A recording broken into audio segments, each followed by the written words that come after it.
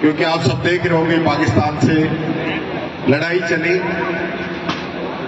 एक गंभीर प्रश्न अपने पीछे छोड़ गई कि पाकिस्तान से हमारी लड़ाई कोई पहली नहीं है।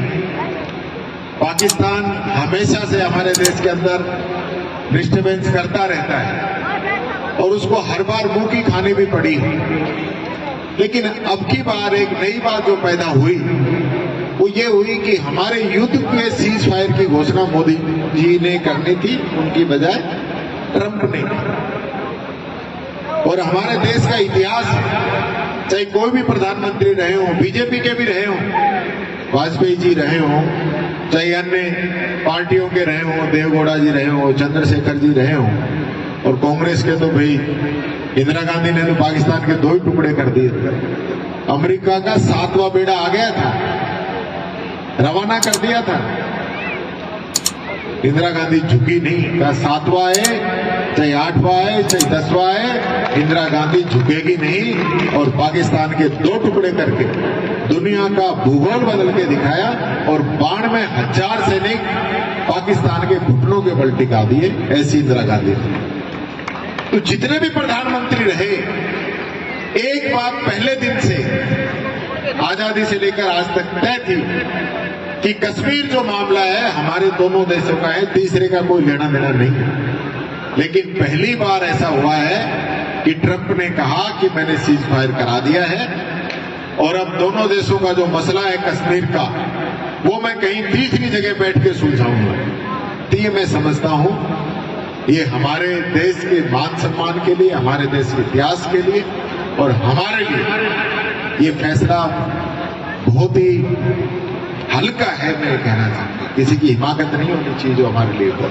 कितने काम, एसडीएम ऑफिस खोलना, नारायणपुर में तहसील बनाना, जैसे कि अलवर में जो भी काम हुए ना, तो वो भी भंवर जितेंद्र सिंह जी ने किए, नहीं अलवर में भी कोई काम नहीं हुआ था। और अब आप देख लेना कि कानून व्यवस्था के नाम पे किस तरह से मारपीट हो रही है, दिन में ही हो रही है, लूट हो रही है, क्या क्या चल रहे हैं। सिर्फ और सिर्फ घोषणा करते हैं। मैं तो ज्यादा नहीं, क्योंकि आज जूली जी को जाना है, प्रेस कॉन्फ्रेंस करनी है, फिर आपा सब इनको ही भाषण सुन लेंगा। और शहीद परिवार की ममता जी और इनको मैं नमन करती हूँ, प्रणाम करती हूँ, आपको सलाम करती हूँ और उन्हें भूप सिंह जी को मैं श्रद्धांजलि मेरी तरफ से अर्पित करती हूँ। 2 लाइन में शहीद के लिए कहना चाहूंगी।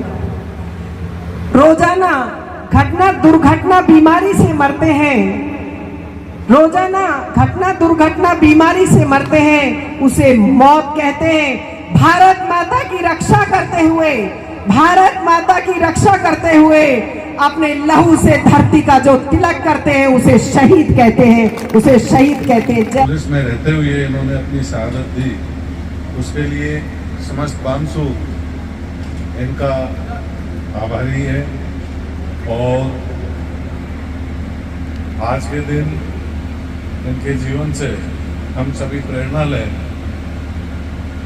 और हमें ये देखना चाहिए कि राष्ट्र का धर्म है, इससे बड़ा कोई भी कुछ होता नहीं है। कृष्ण भगवान ने कहा है कि राष्ट्र के लिए काम आते हुए अगर मौत भी हो जाए तो उस व्यक्ति को स्वर्ग प्राप्त होता है। ऐसा कहकर राष्ट्र सेवा के प्रति उन्होंने मानव जीवन को एक मार्गदर्शन दिया, वो आज भी सभी के लिए अनुकरणीय है।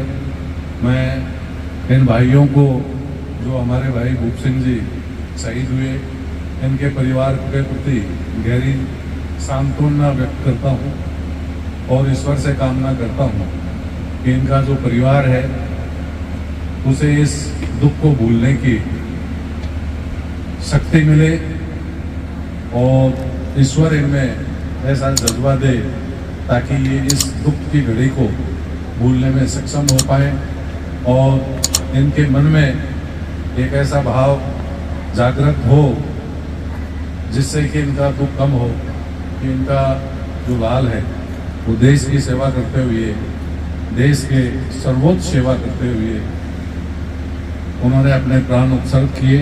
इसके लिए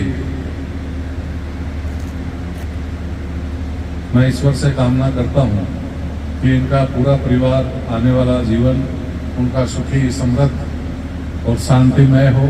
अगर अभी तक आपने चैनल को सब्सक्राइब नहीं किया है तो चैनल को लाइक, शेयर व सब्सक्राइब अवश्य करें।